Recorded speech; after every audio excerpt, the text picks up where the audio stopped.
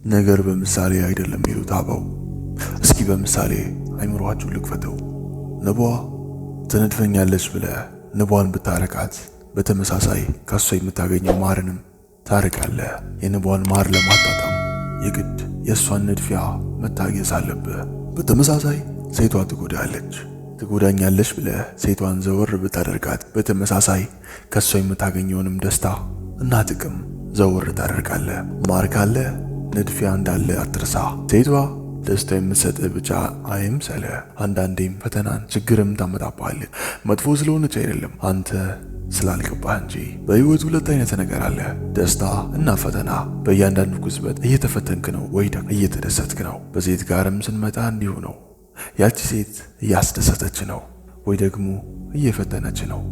ይሄ ነገር እድሜ ልክ ይደጋገማል፣ እስከምትሞት ድረስ አይቆምም። ፊልሞች በጣም ያስቁኛል።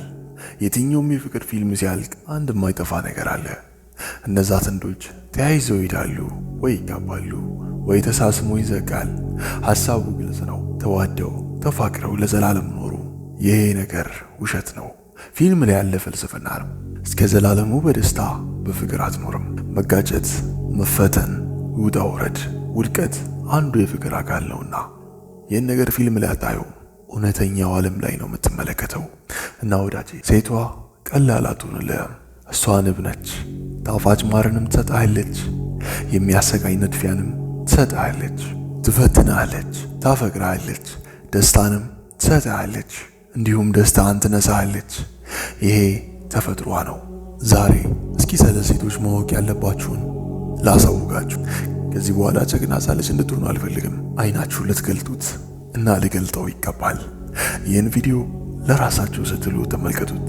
ሰብስክራይብ በማድረግ ጀምሩት።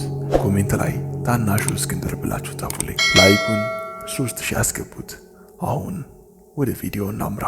ስለ ሴቶች ማወቅ ያለባችሁ ነገሮች፣ አንደኛ ጥንካሬን ያከብራሉ። ሴት ልጅ ጥንካሬን ከወንድ ላይ መመልከት ይፈልጋሉ። በዚህም የተነሳ በየጊዜው ትፈትናለች፣ ትቃወማለች፣ የያዝከውን አቋም እንድትተው ትፈታተናለች፣ ትቆጣለች፣ ጨቃጨቃለች። በሰውነቷ ማላ መንገድህን ወይም ዓላማህን እንድትስት ታደርጋለች። ለስለስ ባለ መንገድ ነው የምትፈታተነ። እሷን ለማስደሰት ብለህ እሺ ብትላት የእውነት ልቧን ትሰብረዋለህ። በአንተ ላይ ያላትን መተማመን ነው የምታጣው። ግን እምቢ በላት፣ በሰዓቱ ትናደዳለች። ግን ያቺ ሴት ለአንተ ክብር አላት፣ ክብር ይኖራታል። የምትፈታተንህ ጥንካሬህን ለማየት ነው።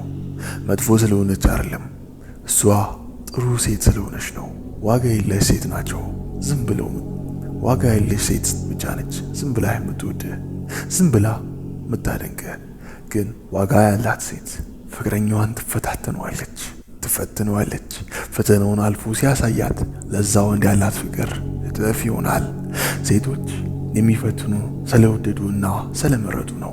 ግድም አይሰጣቸውን ወንዶች በፍጹም አይፈትኑም። ስትፈታተንህ፣ ስትዘጋ፣ አቋምህን ለማስቀየር ስትሞክር አንተ ቀጥ ብለህ ተገኝ። ጥንካሬን ምረጥ። አትናደድላት። ራስህን ሁን፣ ምክንያታዊ ሁን። ፈተናዋን እለፍ እንጂ በተፈጠረችው ጨዋታ አትጫወት። ያን የፈጠረችውን ጨዋታ መቼም ቢሆን አታሸንፈውም። ግን እንዳትሸነፍ የሚያደርግህ አንድ ሁኔታ አለ። እሱም ሳትጫወተው ስትቀር ብቻ። ሁለተኛ የሚከተሉትን ማወቅ ስለሚፈልጉ ሴቶች ብልህ ናቸው። ወንድ ካፈቀረ አይኑን ጨፍኖ ነው ሴት ልጅ የሚከተለው። ሴት ግን ካፈቀረች አይኗን ገልጣ ነው የምትከተልህ። ሴቶች ለወንዶች ይገዛሉ። ኢቭን አሁን ላይ ያሉት ፌሚኒስቶች ቢቃወሙም እንኳን የሴቶች ባዮሎጂ ወንዶች እንዲከተሉ ተደርጎ ነው የተፈጠረው። ሰብኮንሺየስሊ ጠንካራውን፣ ብቁ የሆነውን፣ ማስክሊን የሆነውን ወንድ መከተል ይፈልጋሉ፣ ሊገዙለት ይፈልጋሉ። ኢቭን አፋቸው ቢከደም እንኳን። ስለዚህ ለዛ ወንድ ሊገዙ ሲፈልጉ ያ ወንድ ለመምራት ብቁ ነው የሚለውን ነገር ለማየት ይፈልጋሉ። ለማየትም ይፈትኑሃል፣ ያስቸግሩሃል፣ ያበሽቁሃል፣ ያናድዱሃል። ጀስት ምን አይነት ጠንካራ መሪ መሆን እንደምትችል ለማየት ሲባል ያመንክበትን አድርግ። እሷን ለማስደሰት ብለህ ዓላማህን አትተው፣ ዓላማህን ተከተል። እንዲህ ስታደርግ በእርግጥም እቺ ሴት የምትከተል ወንድ ተመልክታለች፣ ትክክለኛ መሪ መሆንን አረጋግጣለች። ያኔም ልትገዛልህ ፍቃደኛ ትሆናለች። ሶስተኛ ብርቱ ቀዛፊውን ምን አሉ መሰለ ጥንት የነበሩት የሜዲትራኒያን የባህር ወንበዴዎች ማዕበል የበዛበት ባህር ጀግና ቀዛፊዎችን ይፈጥራል። ሴቶች በእርግጥም ባህር ናቸው። ባህርን ተመልከት። አንዳንዴ ውብ ይሆናል፣ አንዳንዴ ረጋ ያለ ነው፣ አንዳንዴ ደግሞ በማዕበል ይናወጣል። አስፈሪ ይሆናል፣ አስቸጋሪ ይሆናል። ብርቱ ቀዛፊ ካልሆነ ያ ሰው በእርግጥም ይሰምጣል። ሴቶች እንዲሁ ናቸው። ውብ ይሆናሉ፣ ረጋ ይላሉ፣ አንዳንዴም ነውጠኛ ይሆናሉ። አንተ ደግሞ ቀዛፊ ነው መሆን ያለብህ። ቀዛፊው አየሩን መቆጣጠር አይችልም፣ ግን የመርከቡን ሸራ በማዞር የፈለገበት ይደርሳል። ባህሩ ላይ ስልጣን የለውም። ስልጣን ያለው መርከቡ ላይና መርከቡ ላይ ብቻ ነው። ልብ በል፣ ደስታ ሁሉ ነገር እሷ ላይ የሚወድቅ ከሆነ ደካማ እየሆንክ ትመጣለህ። ደካማ መሆንህንም እሷ ትመለከታለች። ስለዚህ እሷን ተጠቅመህ ትጓዛለህ እንጂ እሷ ላይ ጥገኛ መሆን የለብህም። ራስ ላይ ጥገኛ መሆን አለ። ባህሩ ሲቀያየር ሲናወጥ ራስህን ሆነ ተገኝ። የባህሩን መናወጥ ችላ በለው። መርከብ ላይ ትኩረት አድርግ፣ ማለትም ራስ ላይ ትኩረት አድርግ። እሷ እንደፈለገችው ትሁን። ደግሞ ማስተውል፣ በነውጠኛው ባህሩ ያለፉ ቀዛፊዎች ምንጊዜም ቢሆን የባህሩን ክብር ያገኛሉ። ነውጡን ያላለፉት በባህሩ ተውጠው ይቀራሉ። ምንጊዜም ቢሆን ልትዘጋጅ ይገባል። አራተኛ፣ ዝግጁ ሁን። ምንጊዜም ልትዘጋጅ ይገባል። ልትፈትንህ፣ ልትፈታተንህ፣ ዝግ ልታረግህ፣ እንዲሁም ጥላ ልትሄድ እንደምትችል ዝግጁ ሆነ ጠብቅ። ይህ ዝግጅት እውነተኛው ጦረኛ ነው የሚያደርግህ። ፍቅርህን ይጨምርልሃል።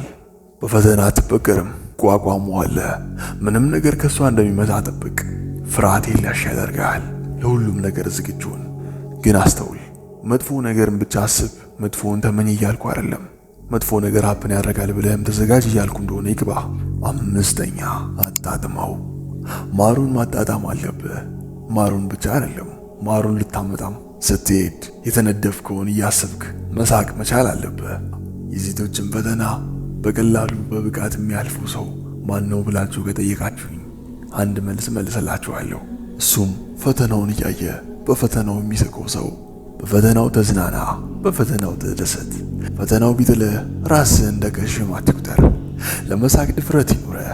እመነኝ፣ በማሩም በንድፊያውም ትዝናናለህ። ፈጣሪ እንኳን ሴትን ፈጠረልን። ማን እየፈተንን ማን እየተፈታተነን ያስቀን ነበር። እና ወዳጄ እንድትስቅ አበረታታለሁ። ፈተናው ይስቅብሃል፣ እየፈተነች ትስቅብሃለች። አትናደድ፣ አትሸበር፣ ራስህን ዝቅ አታደርግ።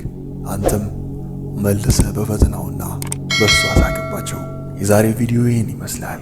ሜምበርሺፕ በመግባት እስኪ ይህን ቻናል ሰፖርት አድርጉ፣ አበረታቱ።